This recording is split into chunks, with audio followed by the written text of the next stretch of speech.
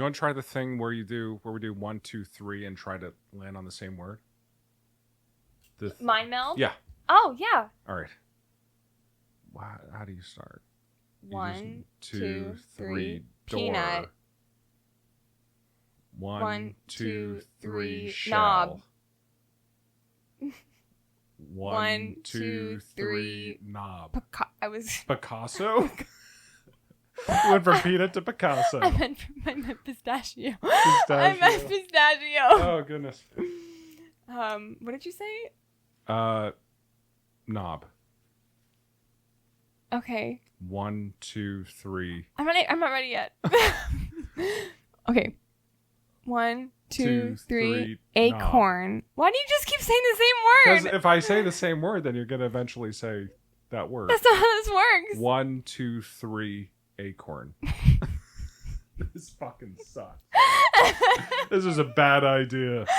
We're really great at this. It's all right. Fine. Or keep going. Just what? 2 more tries. 1, 2, 3. Squirrel. I knew that you. I know. I saw that you knew that I was going to say that. Yeah. You cheated. All right. 1, 2, 3. Squirrel. Tree.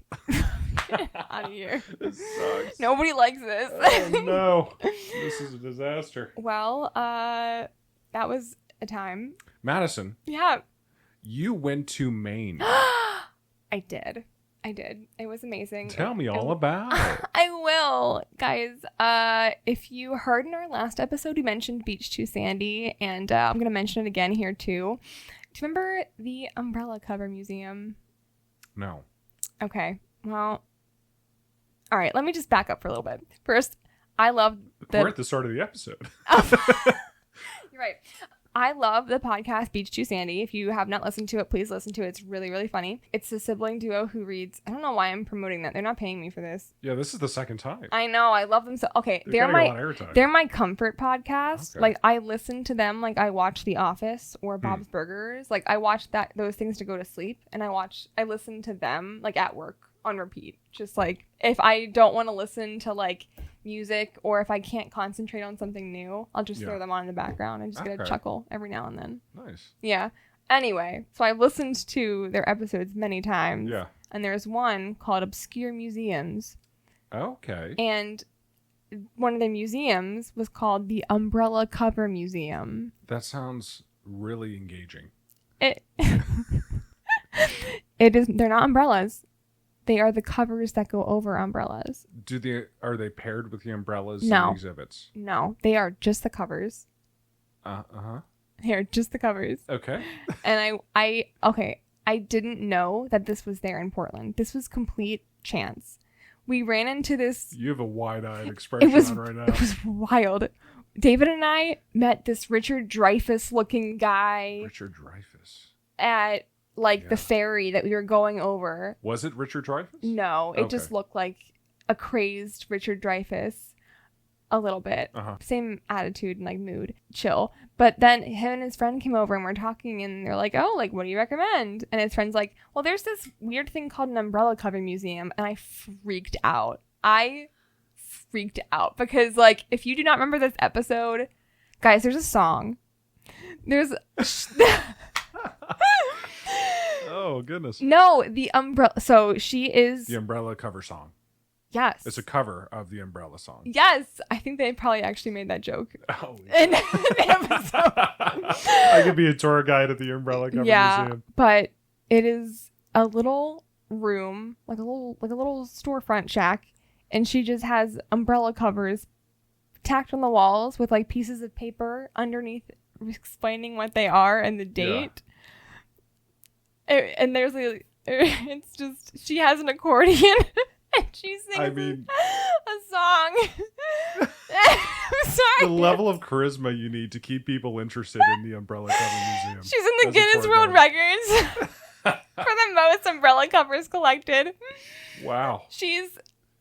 I'm really upset though because I didn't get to hear the song in person because she had a picnic to go to because this was on the 4th of July. But she was open. And I got to see it. And I got a picture of the sign. and I was really excited. Wow.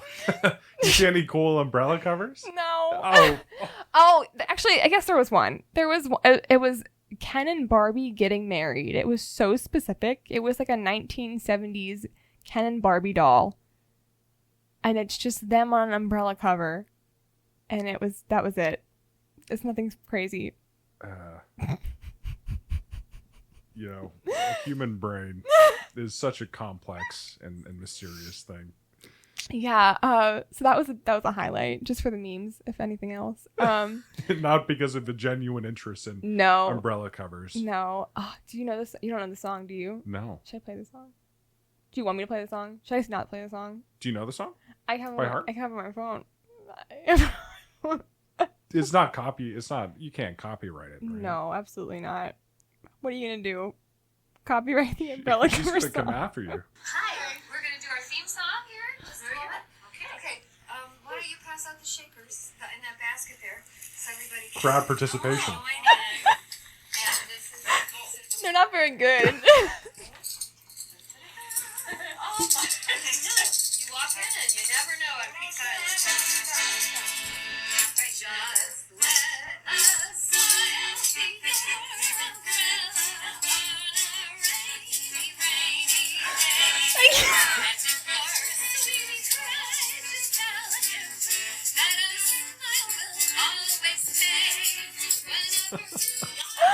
We don't have to listen to the whole thing. It's fine.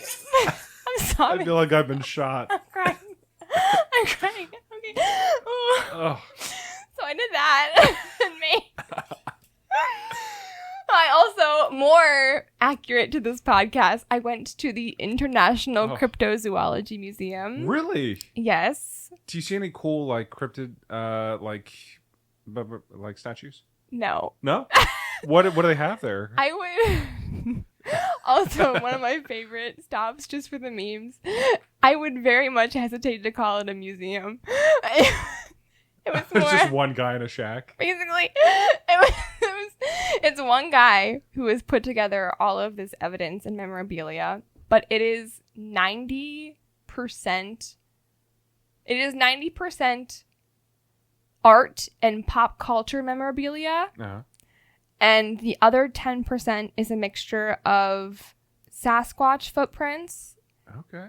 a video of him explaining why he started the museum, and a large anaconda snakeskin that is real, but they're trying...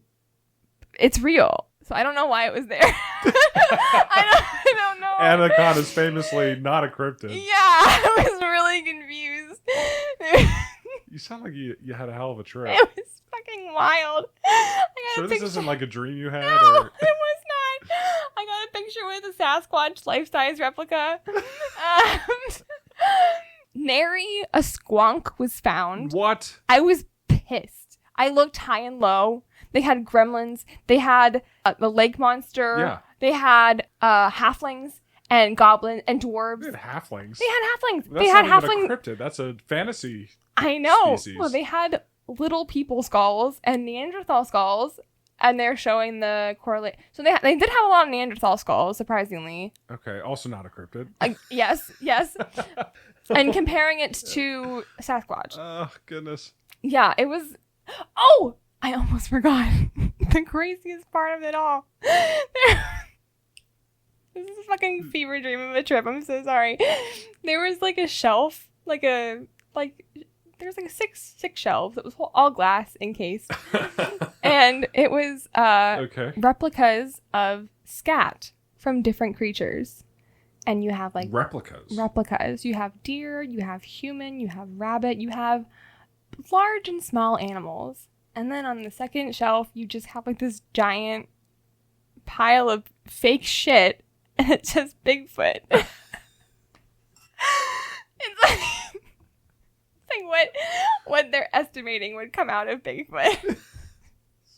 Some guy had to put a lot of thought, energy, and effort into that. They did. It was like there's so many. There were just so many, Dylan. There had to have been at least 50 different types of scat. Ugh. I still believe in the human race. Do I you? do, even after hearing all this. Yeah. I would love to visit that museum myself. Honestly, again, just for the memes, you've got to go. Yeah. You took a lot of pictures, right? I did. I took a lot of pictures. Okay. Yeah, a lot of like pop, what is it called? Funko Pop things. Yeah. A lot of those. He had a lot of Funko Pops? Well, like not a ton, but like every exhibit was like, here's a Funko Pop of a goblin. Here's a Funko Pop of like the, when I say it was like pop culture memorabilia, I mean like the, like from like the 50s movie, like the creature from like the Black Lagoon. They had like a stuffed version of that in there. That's kind of cute. Yeah. Yeah. Do you bring any of that back? No, I didn't. I didn't want to. They didn't. First of all, they had their gift shop was minimal, and they. This is your review. On Beach Street Sandy, this is what you would say. They had a lot of books on cryptids and history. Yes. And they had postcards of Portland, Maine, but then they also had a picture of a postcard of the founder of the International Cryptozoology and his wife in front of their home. Just a picture of them in front of their home as a postcard. This is surreal. And nary a squonk was found. Nary a squonk. Oh, what a disappointment. The whole there was only 2 floors. There was like, 2 floors, and you go upstairs and it's all dedicated to Bigfoot. And this like recording is playing on a loop. It's just like him talking about, there's so many things about this. I'm so sorry. I keep saying, he calls. Sorry guys, we did whippets before this. It sounds like it. He kept calling, both in his video and throughout the museum, he kept referring to cryptozoology as a gateway biology for the younger generation. Not true. If anything, biology is a gateway to cryptozoology, but alright. He just kept saying that over and over. It's like he's trying to make it seem like that's why it's important. It's part of STEM. It's getting it's getting the younger generation involved in biology and nature. It's STEMC. STEMC. Wonderful. Yeah, sorry, that's it. I promise. There's just so much there. Yeah, it sounds like a wild ride. If there's one life-size replica that I would want to see, it would be of a squonk. Me too. That's why I was so upset. I want to see a rankly, smudge-faced, wart-faced, beady-eyed looking little motherfucker. And I want to see it now. I want to see it now. I want to see him in a cowboy hat and boots. Cowboy boot scooting. Squonk honk. Honky squonk and tonk. Welcome everyone to My Existential Crisis. My Existential Crisis, the podcast where we talk about all the things that make us question our entire sense of self. My name is Madison Epley. And my name is Dylan Berger. Can I take that again? Yep. My name is Dylan Berger, and I'm serious about it. Please continue. I mean, I thought that was perfect. Can we cut both of those? No, we can't. All right. That has to stay in. Gotta leave it in there.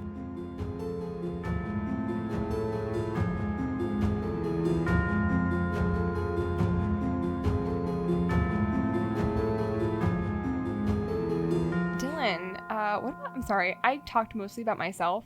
What about you? Before we get into things, I feel so bad for dominating the conversation. No, not at all.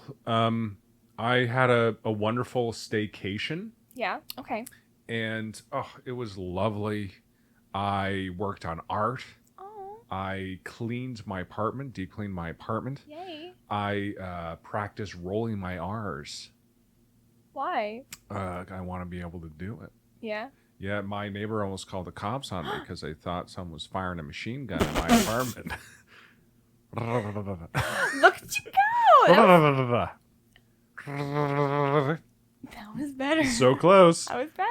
And it was really a wonderful time off. I had a lovely time. Just spent on my iPad drawing and hanging out and being with my cat. That's so nice. And I'm sure Janie loved that. Yeah, she was all over the place. I loved her. And then my parents came and visited the last day yesterday with Atticus, my old Weimaraner. Torpedo-shaped dog, yeah. Is that how you pronounce? I always think I'm pronouncing it wrong. Weimaraner.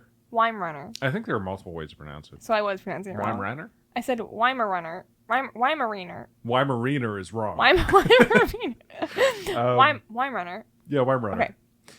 And he got along so well with Janie because Janie gets along well with dogs. Yay, so cute. And, Do you get pictures of them together? I didn't get any pictures of them. Did they snuggle? They didn't snuggle. Janie tried to snuggle with Atticus, but he didn't want any part of it.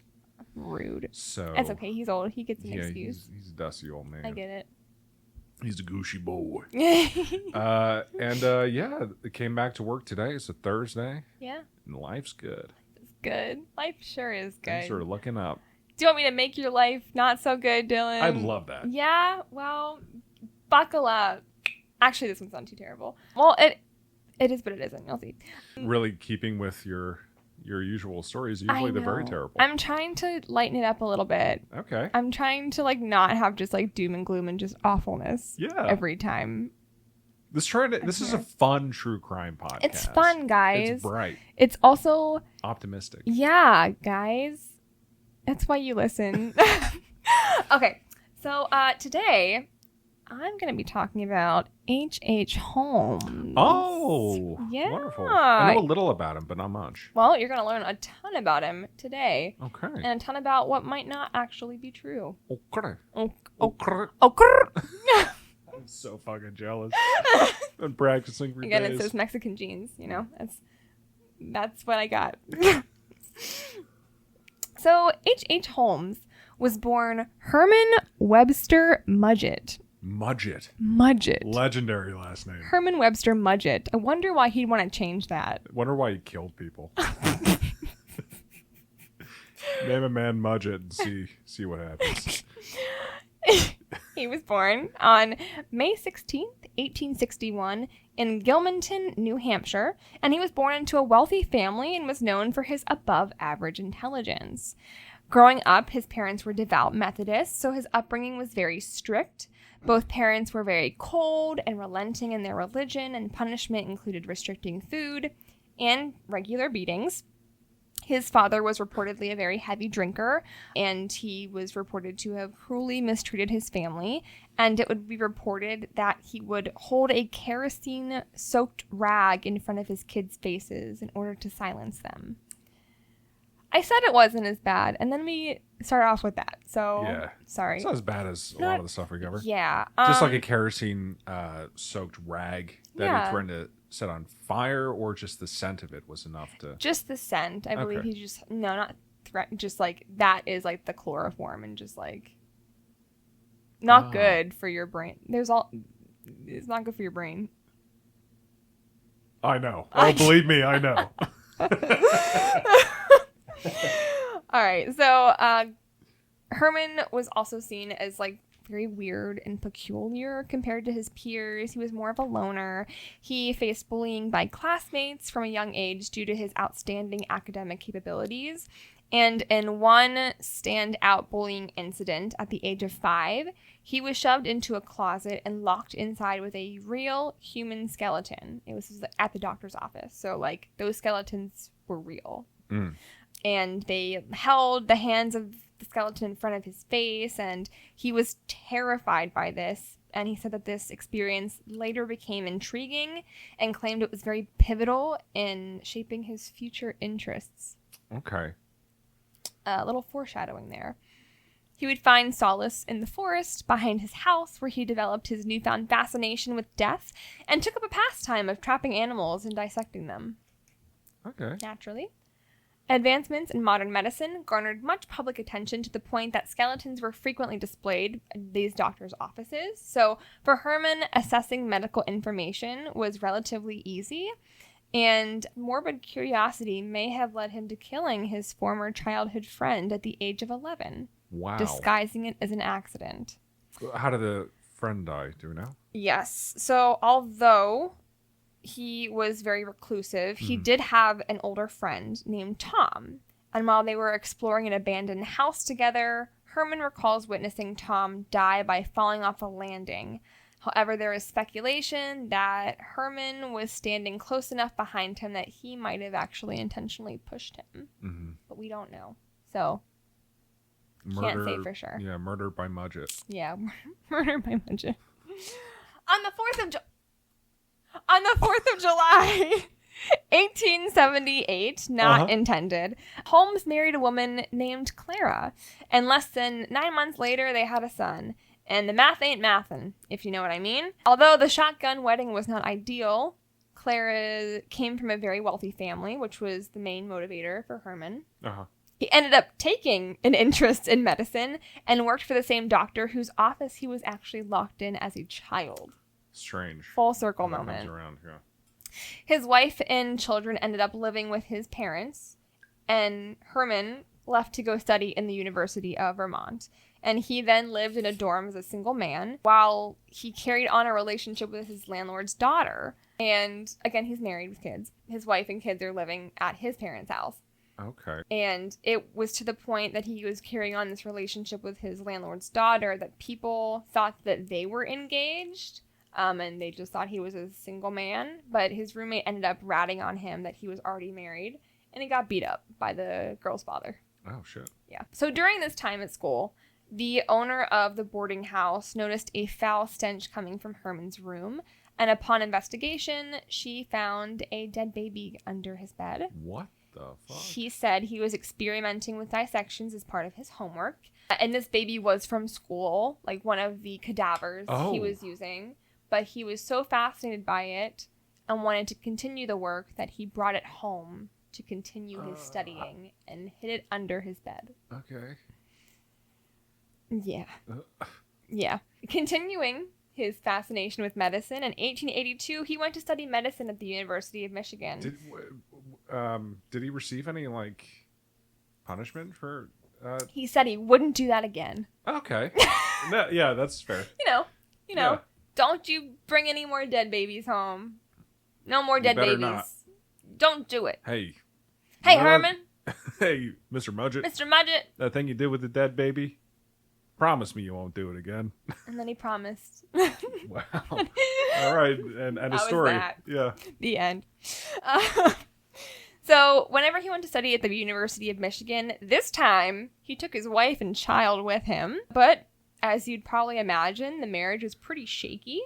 Residents of the boarding house that they would live in together reported that the couple would often argue and Clara would often sport a black eye. And at some point, she decided that she had had enough and left with the baby. And although their marriage was effectively over, it was never formalized. So without his family, that he didn't really care about, he threw himself into his studies and continued with his fascination with dissecting human bodies, which his roommates later said was very unnatural and unnerving, how fascinated he was with this. And while in med school, he began grave robbing and stealing from morgues to then sell these cadavers to the school.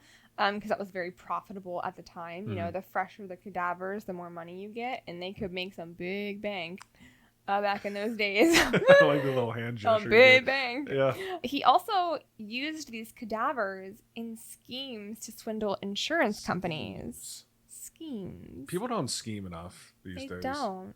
We should scheme. It's a lost art. Yeah, tapping the fingers together, scheming, like... Curling your mustache. Yeah, pushing your glasses up on the bridge of your nose.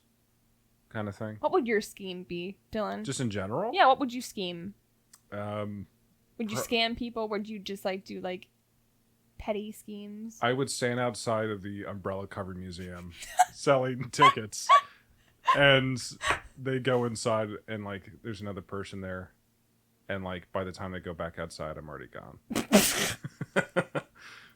I would just sell fake tickets to the... Yeah. Sorry, you can't come in. You have to... Yeah, you gotta pay first. If you want to see these umbrella covers? Yeah, these Guinness World Record umbrella covers? Get out of here. They even have a umbrella cover that has... Who the fuck again? Barbie and Ken. Barbie and Ken. Jeez Louise. Barbie and Ken. Get it together, Dylan. Oh, God. My scheme would not work. No. What about you? What scheme would you do? Huh? I don't know. Insurance sounds pretty good, honestly. Insurance? Insurance fraud? If I were in the 1800s, an insurance fraud scheme, it sounds pretty easy to do. Everybody was doing it, you know? Yeah. You know? It's not even really a crime if everyone's doing it. Exactly. I'd rather rip off a bank than an old lady, you know? So that's fair. Yeah, and I wouldn't kill anybody. I would just steal these cadavers. Okay. and do it. Wouldn't be life insurance fraud. It would be. No, it was life insurance fraud. Oh, okay. It was like, I'm asking about your scheme. oh, mine? Yeah. Oh, yeah, life insurance. Of course it'd be life insurance. Okay, gotcha. Of course. Well, how else is there to fraud insurance-wise? Business insurance? Home insurance? Home insurance? A lot of medical insurance, I guess. Mm-hmm. A lot of insurance. Car Okay. insurance? Yeah, I guess it would be life though. I would go for the life, the big bucks. Yeah. The big bucks. That's where the money is. Be my scheme. Yeah. That and probably like stealing croissants. Stealing croissants. Yeah. Croissants. Croissant from where? Panera Bread? It would have to be a big chain or I wouldn't feel good about it. You wouldn't feel good about it, like. Yeah. If it were like a small bakery, I would feel really bad. I'd be like, you're just trying to survive, my guy, just like me. But if I steal from the Paneras and the Red Lobsters of the world, I feel no shame. Red Lobsters can't take much more. No. I don't think they're gonna last too much longer in this economy. They're not. I'm not. And I'm not surprised considering what I saw in my few years of business with them. And yet you would steal croissants from them. I would absolutely steal the Cheddar Bay biscuits. I would steal. This is so easy. My scheme would be to go work in a restaurant and I just steal their food. That's so easy. But like a chain restaurant. Like I just steal packets of Cheddar Bay biscuit mix. Yeah. And they'd be like, we're missing a couple. And be like, oh, Mikey flubbed them up the last batch, so we had to make a new one. And yeah. Meanwhile, your pockets are huge. Huge. You have a with giant powder. coat on. Just big thermal jacket. Yes. Nice. I'm freezing. Yeah. That would be ideal. This should this should just be a crime podcast, not a true crime podcast. Just crime. Just I don't know what the difference is, but we should invent a true crime one episode. We should invent a true crime. Yeah. I'm sure everything's been invented, don't you think? We'll just go back and forth and say what happened. Say what happened next. See what happened next. We'll just tell a story. We'll just improvise and a story. insist on it being true. Okay, cool. We can do that. Yeah. Anyway, moving on to these schemes of insurance companies, he would use pseudonyms for himself and then named himself as a beneficiary for the life insurance policies he then took out on these fake people.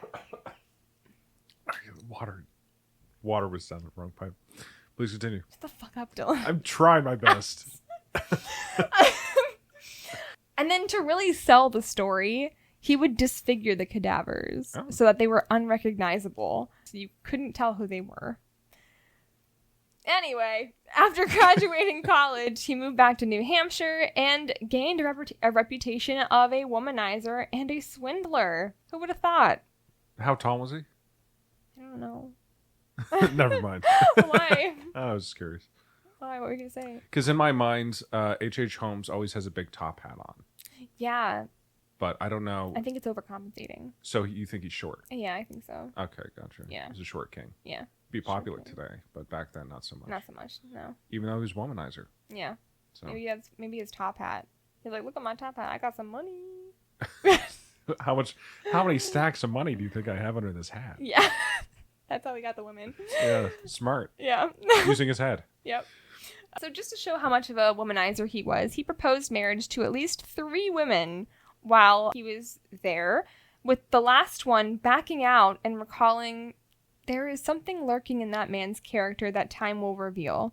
I do not like him. I firmly believe that he would commit murder. I love how eloquent it was up until the last sentence. I firmly believe he would commit murder. Like, who knows what demons are lurking in that man's character. Yeah. Also, I think he would kill absolutely kill somebody. Sure. Yeah.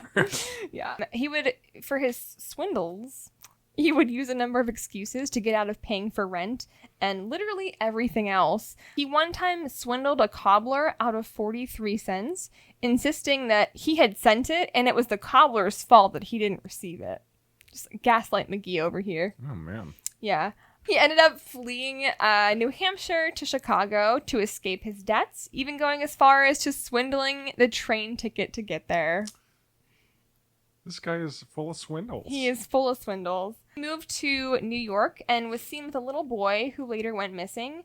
Holmes claimed that the boy went back to his home and left town shortly after, but the police claimed that this might be his first victim later on. Oh, This just boy he was seen with who then just disappeared, vanished. Okay. That was just like one early story. The police believed him initially, but now looking back on it, they're like, maybe something more sinister happened with this little boy and Herman Mudgett. You can't really trust someone named No, Herman Mudgett. you can't. I'm sorry, but... So after moving to Philadelphia, he began to work at a local drugstore, and during his time there, another boy died from taking medicine that was bought from the store. And like last time, he denied any involvement with this boy's death and then promptly fled. As one does. So now he's on his way to Chicago, and he met and married another woman named Myrta Belknap for her money. They really don't make names like they used They to, huh? don't. Myrta Mudgett. Murder Mudgett. Myrta Mudgett. Could you imagine? Oh, No, I could never. get out of town. He did file for divorce from Clara, his first wife, a few weeks after marrying Myrta, alleging infidelity on her part. The claims obviously could not be proven, and the suit went nowhere. And surviving paperwork indicated that Clara was never even informed of the lawsuit or the divorce, so it was just never finalized, ever. So in May of 1886, he goes to Chicago with Myrta. And he uses his medical expertise to find work at a pharmacy where he renamed himself as Dr. Howard Holmes. Way better. Way better. Way better. The drugstore's owner, Elizabeth Holton, gave Holmes a job and eventually brought the store from her. Business was good, and Holmes became very popular with the ladies, who had come from afar to be looked at by the handsome new doctor. Holmes began hiring assistants, all very beautiful young women who flocked to Chicago by the trainful. Yep. Again, still married. Uh-huh. No, that was, He was married while he was married. Yes. He was double married. Yes. And then he got divorced. No, he tried to. He tried to get divorced. And then it never happened because she was never informed about it. It's like the cobbler situation all over again. Yeah, it's your fault. You didn't get the papers and you cheated on me. How could you do that to How her? could you do it? Such a victim. Okay, Right? please continue. Shortly after moving to Chicago, this is where we kind of get into the lore of H.H. Holmes. He used his newfound wealth to purchase a plot of land across the street from the drugstore that he worked at. Okay. See, what happened was the Great Chicago Fire occurred in 1871, and it burned down over 17,000 structures and 3.3 square miles of the city. And so it took a while to rebuild, naturally. So to entice people to come back and rebuild, they were selling land for like dirt cheap, which is how he could afford it. Mm-hmm. And also swindling, Also the swindles. Yeah. And speaking of swindling, he had the property put under his wife's name and then onto her mother's name in order to keep the debtors at bay. So Smart. if they came knocking on the door, they'd be looking for Myrta's mom. Yeah. Yep. It's my in-law who did it. Yeah. It's pretty good. My thinking. in-law. She made me live with her. Now look at us. So construction was set for the two-story mixed-use building with apartments on the second floor and retail spaces on the first. And right away, there were some unusual features in the building. There was a hidden compartment between the first and second floors, along with a staircase between floors that could only be reached from a trapdoor in the second-story bathroom. So just like lots of weird building quirks with like hidden, not tunnels, but like hidden staircases. I love a multi-use space. Trapdoor. Yeah. It was and being the swindler that he is, he had it built for free, essentially, swindling the builders who worked on it. This man is scheming. Yeah, they took him to court for refusing to pay, but he said, hey, like, I'm not liable. It's my mother-in-law's name that's on it. And when they were digging into his involvement, Holmes got out of it on a technicality because he's like, well, you didn't actually do what you said you were going to do, so I don't have to pay anyway. So this became his favorite pastime, swindling people. Yeah. Obviously. He's very ambitious with his swindles and his schemes. He is. He would love to buy things on credit. He would sell them for cash and then not pay the original bill. And in one instance, he bought a very heavy safe on credit and had it installed in the first floor of his building and then had walls built around it. And then when the repo men came knocking, he said, yeah, go ahead and take the safe. But if you damage the building, like, I'm suing your ass. They struggled for hours trying to get the safe out, but they realized it would not come out without tearing down a wall. So they had to leave it where it was. Genius. Yeah. Yeah. And, you know, the people who worked for him just kind of got used to his quirks. He told one of his workers to get in the safe and start yelling. He then closed the door to test it to see if it was soundproof. You know, natural quirks like that. Yeah. His housekeeper would regularly catch him sneaking around at night. And the janitor of the pharmacy recalled Holmes showing him a collection of fake beards and disguises. Okay. This guy's an absolute charlatan. He really is. Honestly, like, he got away with so much. I don't get to use that word enough, but he is a charlatan. He is. Say what you will about the man, but he knows how to swindle on man. So he decides he's going to start focusing on this real estate business of his instead of the drugstore. Yeah. So, again, unsurprisingly, another swindle. The new owner found that all of the items in stock at the drugstore had not been paid for, and men came to repossess them. So he just, like, left him with stolen inventory. And, yeah. Speaking of creditors, a 68-year-old creditor of Holmes died in the drugstore. The man collapsed and died shortly after Holmes poured a, quote, black liquid down his throat, according to a witness. Foul play was not suspected at first, which I don't understand how. But in 1895, it was determined that the man's life had been insured and that Holmes had profited from his death. Nice, okay. Yeah. So something good came of it. Something good, absolutely. And again, typical of Holmes, he began having another affair with a married woman herself named Julia, who started working at the pharmacy. Okay. After her husband found out about the affair, he left Julia and her young child Pearl behind, and they ended up being very dependent on Holmes and actually lived in the apartments in his, like, hotel. But they disappeared on Christmas Eve of 1891. And Holmes initially said, like, hey, like, Julia ran off and, like, left unexpectedly to visit her dying sister. And then he changed his stories and said that she fled back home to her husband. Ultimately, whenever Holmes was later arrested, he claimed that Julia had actually died during an abortion.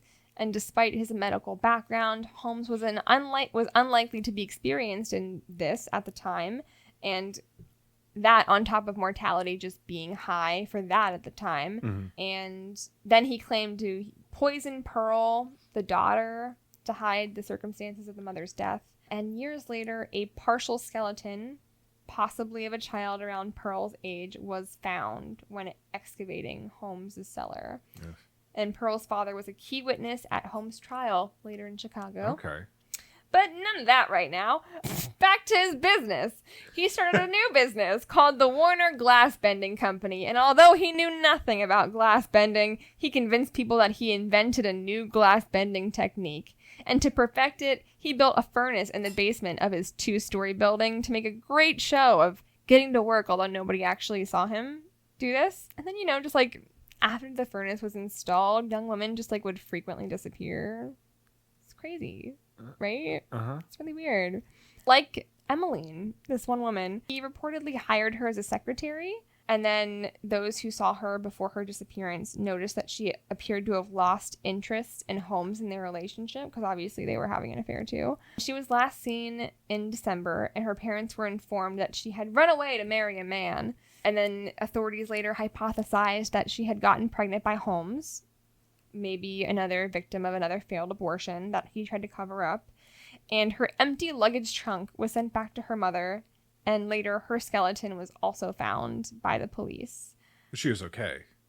Oh yeah, she's totally fine. Okay. Her and 3 other skeletons were found that same day, and they were all totally they were good. Yes, they were just a little shaken up. Yeah, just a little bit. Gotcha. Yeah. Another woman, an actress named Wilhelmina Williams. Wilhelmina Williams? Yeah, Wilhelmina Williams. Sheesh. She was offered a job at the hotel as Holmes' personal stenographer, and Holmes persuaded her to transfer the deed to her property to one of his aliases, so now he would own that. And Minnie's younger sister was going to come and visit, and she wrote that they were going to accompany Brother Harry to Europe, but In it, she signed it off with the message, Brother Harry, which is H.H. Holmes, says, "You need never trouble any more about me, financially or otherwise. He and sister will see to me. I hope our hard days are over." And neither Minnie or her sister were ever seen again alive. Oh. And he would use their names in future scams. Oh. Yeah. Yeah. There's so much to this story. I'm so sorry. Is this too long? No. Okay. No. All right. So now this is where the castle comes in. The castle. The castle. In 1893, the World's Fair was coming to Chicago. Ooh, yeah. The fairgrounds spared 600 acres, had over 200 buildings, and it was reported that 26 million visitors attended in just 6 months. And this environment was the playground for Holmes' new creation, the castle, which he created in great detail and complete secrecy, a perfect setting to lure his victims. He had a third story built as a hotel, which he was able to finance from investors who, again, scamming them. The third floor was never actually finished or open to the public.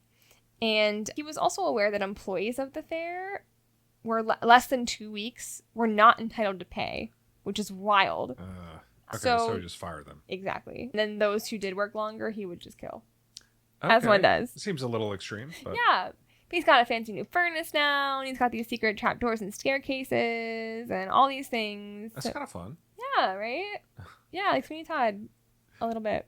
Did he have like one of those mechanisms where you like pull a lever and then the stairs go like flat and then you slide down it? I don't think Scooby-Doo it was that detailed, but I'm sure he would if he could.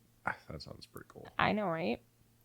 Getting back off them is tough, but Yeah. So he would place ads in newspapers offering jobs for young women to the castle and offering that as a place of lodging. He also placed ads presenting himself as a wealthy man looking for a wife. Again, he is currently married. Don't forget that. it hasn't stopped him before. Hasn't stopped him before.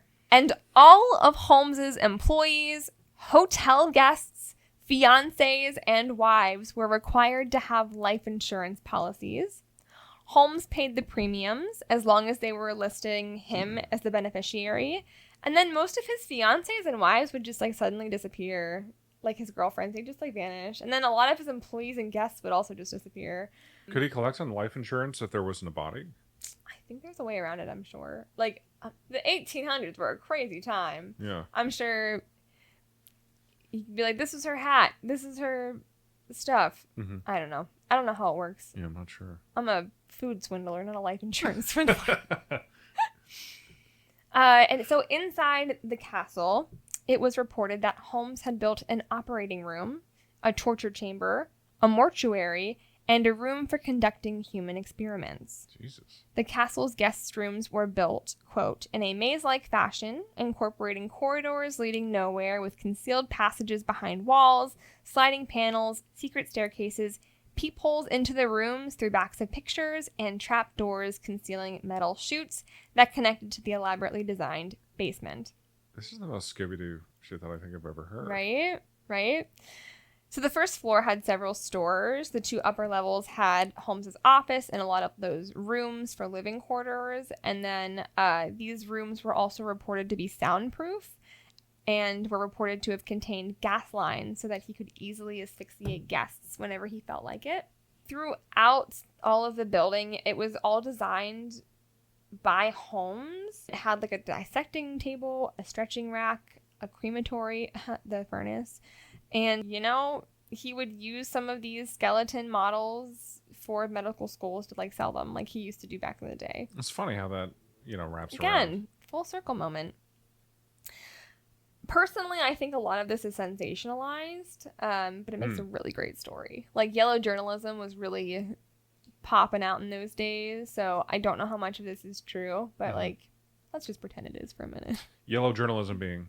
Sorry, yellow journalism is like, think early 1900s, where it's like Lizard Man, or like, not like Rat Boy. Yeah, like Rat Boy crawls out of the sewers and bites people in New York City. Yeah. Or just wildly exaggerated, made up stories to sell newspapers and like. I mean, Rat Boy is real, but yeah, Yeah. I understand what you're saying. Rat Man. Right, he turned into Rat Man. Yeah, Yeah, he did. He grew up. Moved to the UK. Yeah, he did. But unfortunately, all things come to an end, and the World Fair had to end at some point. And so now that it was ending, the Chicago economy was in a slump. So he set the building on fire to claim the insurance money. Classic. Right? He was actually arrested for this. I know, of all Really? things. But obviously he was released. And then he fled. As one does. So with mounting lawsuits and debtors at his door, he left Chicago, shocker, and teamed up with his business partner that he had. They had been committing fraud together for decades, and so they ended up just like traveling the country to commit more frauds. Then of course he met a woman, a third woman named Georgiana, and married her, and then quickly left her. They schemed more. They even faked Ben's own death, his business partner, so that they could collect $10,000 in life insurance money. The plan was for Ben's wife to collect the money, and it would be split between the two parties. So Ben sent himself up as this inventor who would be killed and disfigured in a lab explosion. Holmes was going to find the appropriate cadaver to play the role of Ben, but instead, Holmes just killed Ben. Yeah. He just knocked him unconscious with chloroform and then set his body on fire. And in his confession, he implied that Ben was still alive after he used the chloroform on them, therefore being alive when he was set on fire. But he collected the insurance money. Yeah. Silver lining. Yeah, right? And then he manipulated. Oh my God. This is fucking wild. This just like keeps getting more wild, and I just keep forgetting how it doesn't stop. So after he collects the insurance money, he convinces Ben's wife that like, no, like don't worry, Ben's fine, and like I will send the money to you later. By the way, like place 3 of your kids into my custody, and like we'll just like I'll take them off your hands. Right? Yeah, okay. So there were 3 children, a 13-year-old, a 9-year-old, and a 7-year-old. And they just like traveled throughout the northeastern U.S. and into Canada. They would lie about where the children actually were. And apparently his wife, who he was also staying with at the time. Which one? I know, right? One of them was unaware of all of this happening. So he later claimed to murdering 2 of the 2 young girls by forcing them into a large trunk and locking them inside. Jesus. He then drilled a hole into the lid of the trunk and put an end of a hose through the hole, which then attached to gas to asphyxiate them. Oh my fucking God. So, like, at the very least, even if, you know, the yellow journalism of his castle was a little bit exaggerated, asphyxiation by gas line was a very common way of death in his mind. Okay. Yeah. Their bodies were buried in the cellar of his rental house. And then a detective was assigned to track down these 3 missing kids, because obviously the mother's going to notice. And the detective found the 2 girls, and he said that the deeper we dug, the more horrible the odor became. And when we reached the depth of 3 feet, we discovered what appeared to be the bone of a forearm of a human being. There were also unsent letters written by the children that Holmes just kept as trophies. And they ended up going into Holmes' Chicago property after this. They got a warrant. And this is whenever like the breakthrough came. They found all of these bodies in the cellar, piles of bones, blood-soaked operating table, women's clothing, just like piles of it, torture device, shells of acid. That part isn't made up. And there was only circumstantial evidence, despite all of that, for like all of these things. We don't really like the DNA wasn't a thing back then, so like they could just speculate who these victims were. Yeah. But nothing was there really to nail him down for one specific crime, I guess. So ultimately, the detective was led to Indianapolis, where Holmes had rented a home, and just like him. Yep. The boy's teeth of the other son, the son that was missing, was discovered in the chimney. So I don't know why the boy was different. We don't know what happened to him, but the 2 girls gas and the boy was burned in a chimney.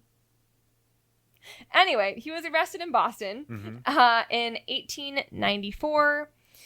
He was held on an outstanding warrant for horse theft.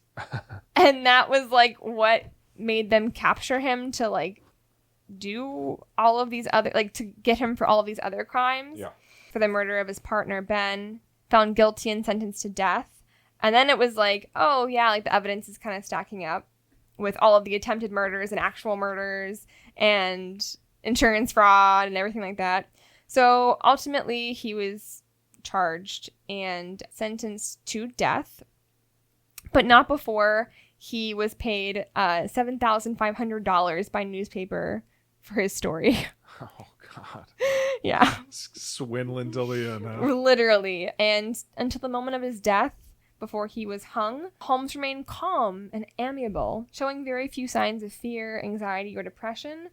And despite this, he asked for his coffin to be contained in concrete and buried 10 feet deep because he was afraid that grave robbers would steal his body and use it for dissection. What a way to, Yeah. in a story full of bookends, that's pretty powerful. Yeah. Yeah. Yeah. He was full of full circle moments. Yeah. His whole life. It's a very narrative story. It is. That of H.H. Holmes. It's just like a lot of, I'm sure many people have written books. So many. And that's the other thing. Like, obviously, I don't even want to say that all of this is true because, like, so much of it, like, it could have been made up. Like, I genuinely don't know. And I looked through so many different sources. Speaking of. Yeah. Wikipedia, of course. History.com, Britannica, Biography, All That's Interesting, the Smithsonian Magazine, csp.edu, and that's it. All right. But yeah, so I dug through a lot of sources, and all of them were saying different information. Some of them were saying the same information, but it can be concluded that, like, maybe just some exaggeration, but he still was a pretty awful guy. Yeah. Well, very impressive putting all the information together. I know that it is a lot of It information. was a fucking lot. I'm sorry that was so long. No, I tried not to at make all. it as digestible as possible. There was just so much. It was excellently done. I've heard about H.H. Holmes from like other channels like Last Podcast on the left. But there are a few details in this retelling that I wasn't aware of. Well. But yeah, excellent. Yeah. That was very interesting. Thanks.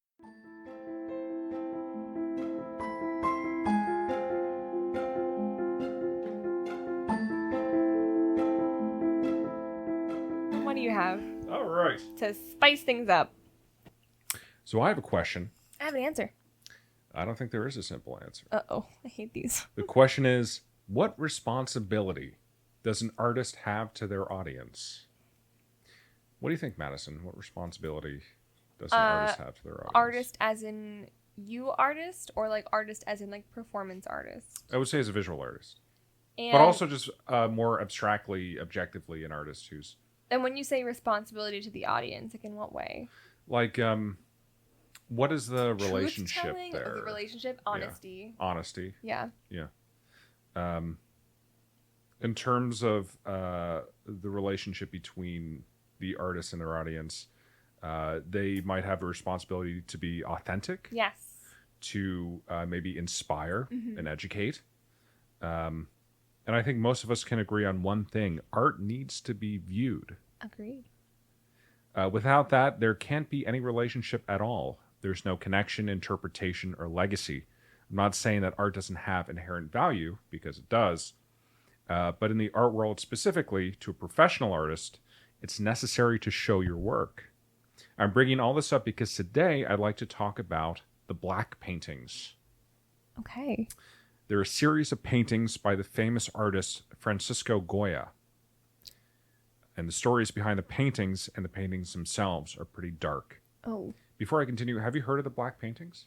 I don't think so, but the name Francisco Goya? Francisco Goya. Francisco Goya, that sounds familiar. Is it just the paintings that are like all black or like all a solid color? Mm-mm. Then no, I have no idea. He was a pretty famous artist, and I'll get into his history here. Here's a brief intro to Francisco Goya. Okay. He was a Spanish painter and printmaker born in 1746. He started his formal artistic education at 14. And over the course of his career, he created tapestries, etchings, served as royal court painter, and produced a significant body of work. He was very successful. He was known for his innovative use of light and shadow, as well as his bold brushwork. It was a pretty tumultuous time in history, however. Can I ask a stupid question? Sure. What does bold brushwork mean? Like instead of like I would say very intricate, more like Exaggerated, like quite literally, like just bigger brushstrokes. More dramatic? Maybe partially, I would say more dramatic. More dramatic. Might More be visible, like not hidden. Like, yes. Okay. Yeah. Okay. I would say that's my own interpretation of what that means. Okay. So Goya lived through political turmoil, the Peninsular War, and the Spanish Inquisition. Jeez Louise. To give a brief summary of the war and the Spanish Inquisition, the Peninsular War involved Napoleon's forces battling Spain, Britain, and Portugal for control of the Iberian Peninsula. Lots of guerrilla warfare took place. And the Spanish Inquisition was established to maintain Catholic orthodoxy, targeting Jewish people, Muslims, and other quote-unquote heretics who faced interrogation and torture. Enough to write a whole segment about. Yes. You just you sighed like you've been through the Spanish Inquisition. I have yourself. not been through it myself, but what's the Monty Python quote? Nobody expects the Spanish Inquisition. Yes. So Goya lived through both of these things. He also faced several personal tragedies, including the death of many of his children. Oh. Of the 6 that he had with his wife, only 1 child survived to adulthood. What time was this? This was around the late 1700s. Oh, yeah, that makes sense. Mid to late 1700s. Still sad, but makes sense. Yeah. And around 1793, Goya contracted an illness that left him permanently deaf. He had a very difficult life, setting the stage for the black paintings. Okay. Now, these paintings have since become pretty famous, specifically one of them, but some context is needed. Very late in his life, when Goya was in his mid-70s, he moved to the outskirts of Madrid. His house was called Quinta del Sordo, or House of the Deaf Man. However, it wasn't called that because he was deaf and he lived there. The previous tenant of the house was also deaf. It's tradition. Yeah. And he moved into a place called the House of the Deaf Man just by coincidence. Getting back to the story, Goya moved here in 1819, 9 years before his death. It's believed that he lived there with his maid and companion Leocadia Zoria de Weiss, along with her daughter Rosario, though Goya was still very isolated. By 1819, Goya's health had worsened. His poor condition and Spain's political climate contributed to the black paintings, and by now, you're probably curious about what the black paintings are. So curious, genuinely. What? It sounded sarcastic. That's why I had to say genuinely. Well, staying in Quinta del Sordo, Goya began painting onto the walls of his home. These paintings were not meant to be publicly viewed. They were a deeply personal expression of Goya's feelings at the time. Okay. Some say that they reflect his disillusionment with humanity, and that makes sense with all the tragedy in Goya's life, his dead children, his loss of hearing. I can see why his art would take a turn into the dark, macabre. The setting here is eerie to imagine as well. An elderly artist, unable to hear, painting horrible, grotesque imagery onto the walls of his home. That's actually terrifying. That's straight out of a horror movie. That is a BS or no S story. Yeah. That's no shit. They actually tell the story at the beginning of Gremlins 2. Yeah? So what does that imagery include? I'll go over a few of the most famous black paintings, describe them, and then I'll show you them. Are they to get saved? your take, Madison. Like, do we have all of them? Yeah. Uh-huh. Okay. Yeah.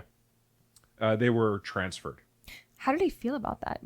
Was he alive to know? He wasn't. No. Okay. They were transferred after his death. Gotcha.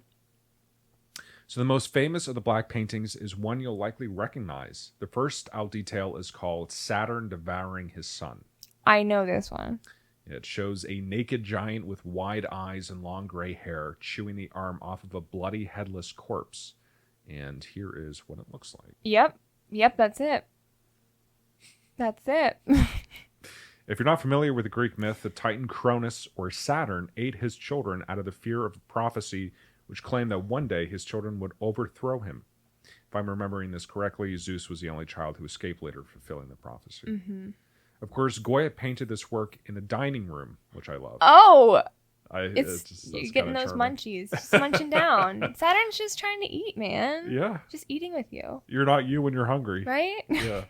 Now, it's important to note that Saturn devouring his son was not a name given by Goya, as he didn't name any of the black paintings. Yeah. It's just the commonly accepted name for this artwork. Do we know for sure that it is meant to be Saturn, or was that also? We don't know. Okay. Although I believe a lot of the assumptions about what the art is about comes from like previous work that he's done that he did title. Okay, that makes sense. So it's pretty safe to assume that this was meant to be. Yeah.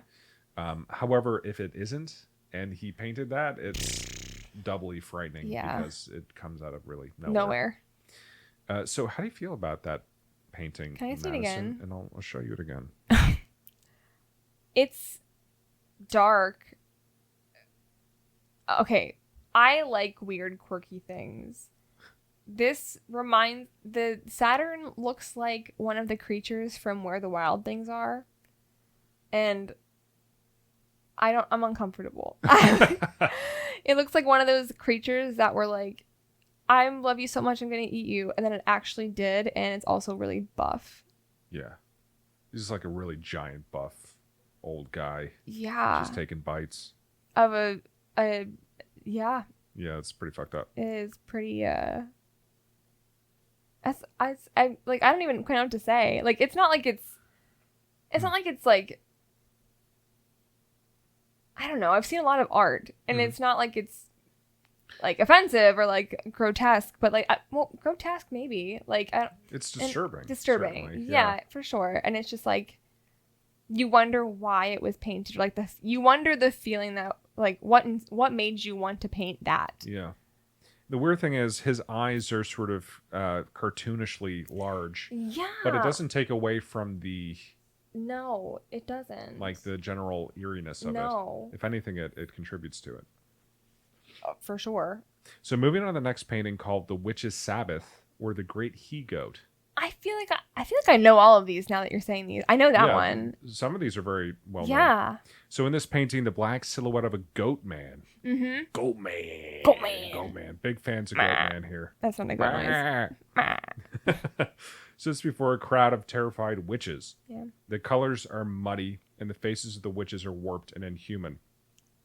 Some art historians believe this painting was a condemnation of the Spanish Inquisition. The content of the painting represents the witch trials and superstition of that time, some people posit. So when you look at this painting, what does it make you feel, Madison? What do you think? Is that a skeleton baby in the arms of somebody?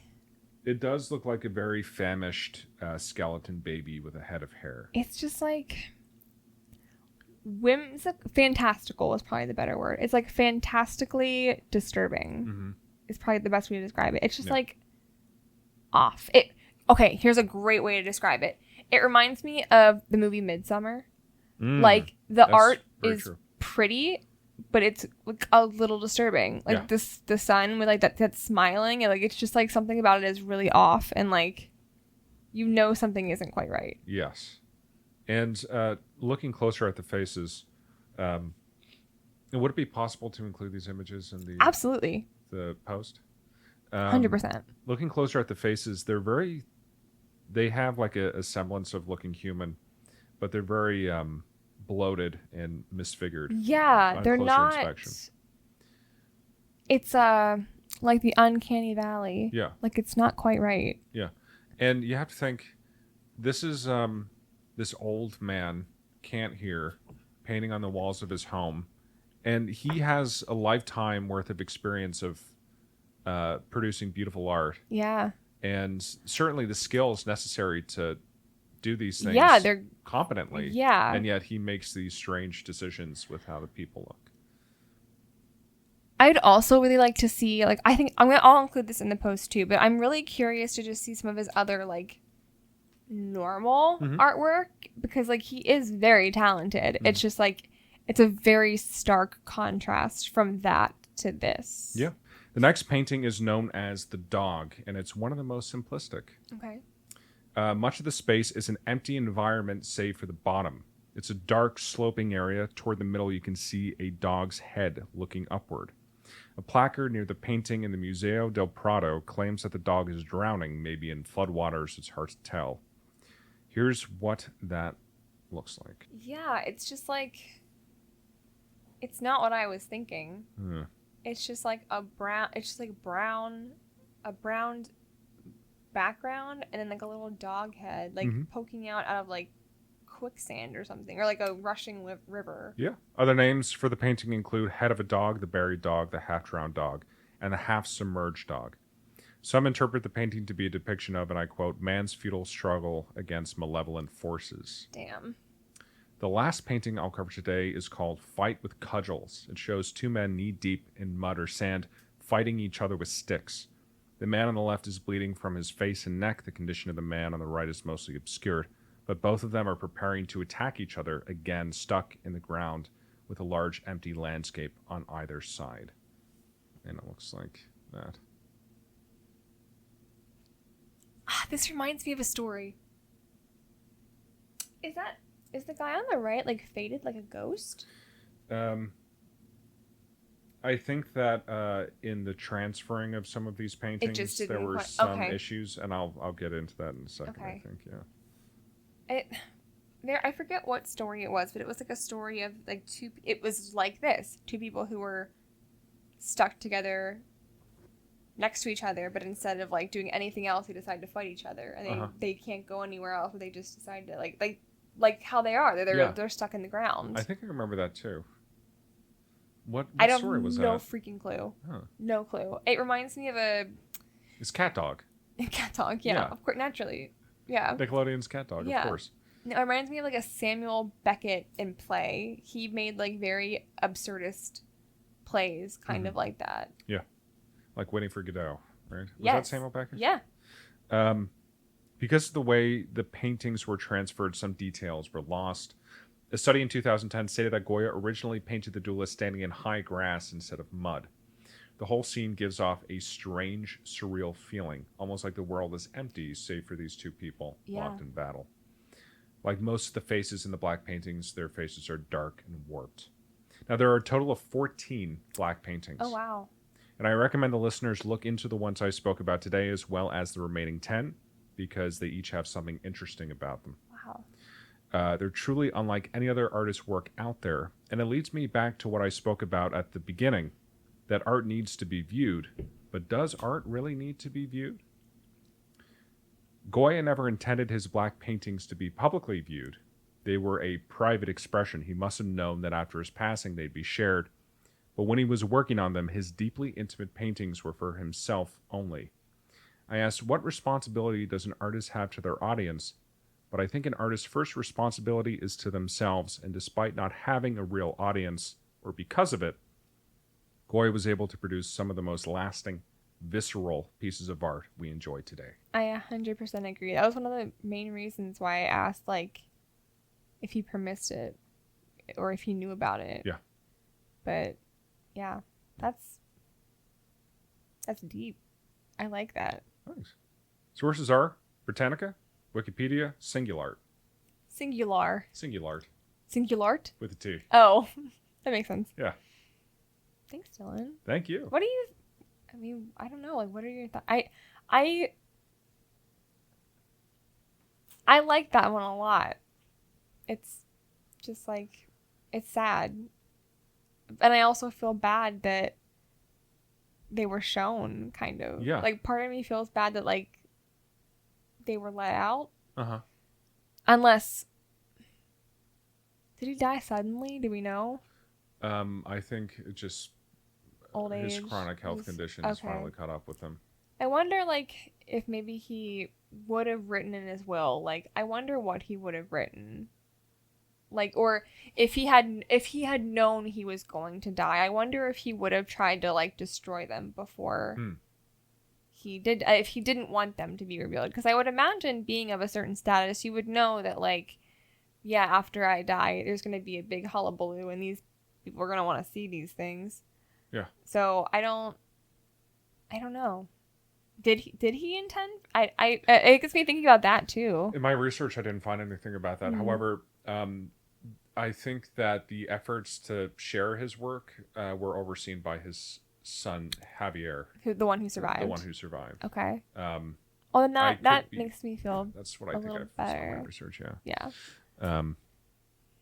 But yeah, maybe the only way to create authentic art is without an audience. Who knows? I love that. I mean, it's not the only way. But No, maybe it's one of them. but it's like where you're most vulnerable and like you're most you most feel free to express when like no one will be judging you. There's just like no pressure or anything. I love that. It's definitely something to think about. It's kind of like it feels so like personal and intimate. It's like reading someone's diary after they're dead. Like obviously they're not words, but it still says a lot. Yes. Yeah. And I wonder what he could have made if he had continued to live longer. Yeah. Or had more wall space. You know. Because they are. Yeah, they're pretty big. They're big and they're good. They're just like that Saturn one, man. Yeah, he was profoundly. That sticks with you. He was feeling something, and I'm feeling some of it.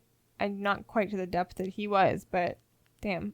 It's been memed to hell. I don't know if you've seen like other images of it, like Squidward eating a Krabby Patty, stuff like that. But it is, But that's my part. I love that. Thank you so much, Dylan. That was just like so different and unique, and I loved it. All right. Well, hope you enjoyed that. If you didn't, again, don't tell us. If you did, let us know, please. Our egos are fragile.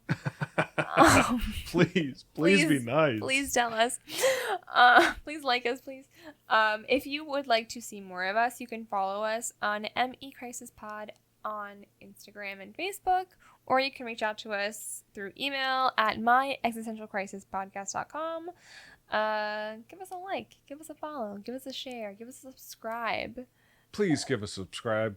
Please. Hit that bell. Hit that bell for notifications. Leave a review. Do what your heart desires. It's Christmas in July. Do not let me down, people. Yeah. Give us a Christmas in July miracle. Exactly. A Christmas in July miracle. Give me a Christmas in July present. All right. Well, anyway. All right, folks. Thank you. Thank you. Bye.